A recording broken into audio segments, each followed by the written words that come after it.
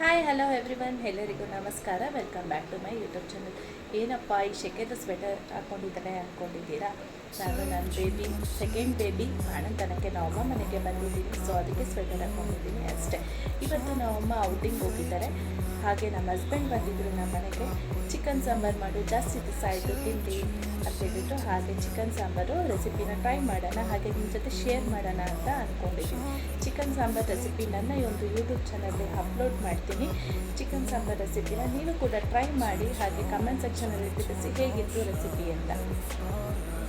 Chicken sambar ರೆಸಿಪಿಗೆ ಬೇಕಾಗಿರುವಂಥ ingredients: ಈರುಳ್ಳಿ ಒಂದು, ಟೊಮೆಟೊ ಚಿಕ್ಕದು ಒಂದು, ಮತ್ತು ಕೊಬ್ಬರಿ, ಕೊತ್ತಂಬರಿ ಸೊಪ್ಪು, ಬೆಳ್ಳುಳ್ಳಿ, ಶುಂಠಿ, ಚಕ್ಕೆ, ಲವಂಗ. ಒಗ್ಗರಣೆಗೆ ಈರುಳ್ಳಿ, ಬೆಳ್ಳುಳ್ಳಿ, ಚಕ್ಕೆ, ಲವಂಗ ಹಾಕ್ಕೊಂಡು ಸ್ವಲ್ಪ ಗೋಲ್ಡನ್ ಬ್ರೌನ್ ಆಗೋ ತನಕ ಈರುಳ್ಳಿನ ಫ್ರೈ ಮಾಡ್ಕೊಬೇಕು. ಚೆನ್ನಾಗಿರುತ್ತೆ ಟೇಸ್ಟ್.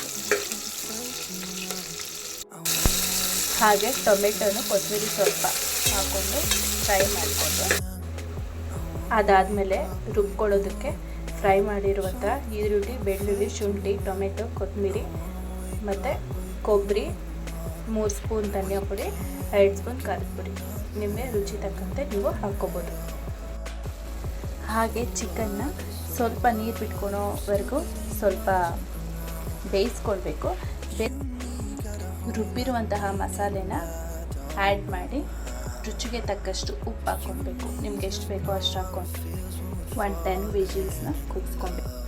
ಚಿಕನ್ ಸಾಂಬಾರು ರೆಡಿ ಆಗಿದೆ. ಹೇಗೆ ಬಂದಿದೆ ಅಂತ ನೋಡೋಣ.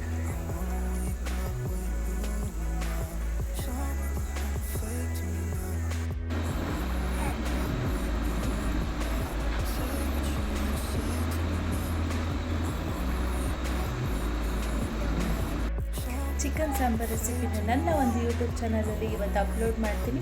ನೀವು ಹೋಗಿ ನೋಡಿ, ಟ್ರೈ ಮಾಡಿ, ಹಾಗೆ ಕಮೆಂಟ್ ಸೆಕ್ಷನಲ್ಲಿ ತಿಳಿಸಿ ಹೇಗಿತ್ತು ಚಿಕನ್ ಸಾಂಬಾರು ರೆಸಿಪಿ ಅಂತ. ಇವತ್ತಿನ ವಿಡಿಯೋ ನಾನು ಇಲ್ಲಿಗೆ ಎಂಡ್ ಮಾಡ್ತಾ ಇದ್ದೀನಿ. ನಿಮಗೆ ಈ ವಿಡಿಯೋ ಇಷ್ಟ ಆಗಿದ್ದಲ್ಲಿ ಲೈಕ್ ಮಾಡಿ, ಶೇರ್ ಮಾಡಿ, ಕಮೆಂಟ್ ಮಾಡಿ, ಹಾಗೆ ಪಕ್ಕದಲ್ಲಿರುವಂಥ ಬೆಲ್ ಐಕನ್ನ ಕ್ಲಿಕ್ ಮಾಡಿ. ನಾನು ನೆಕ್ಸ್ಟ್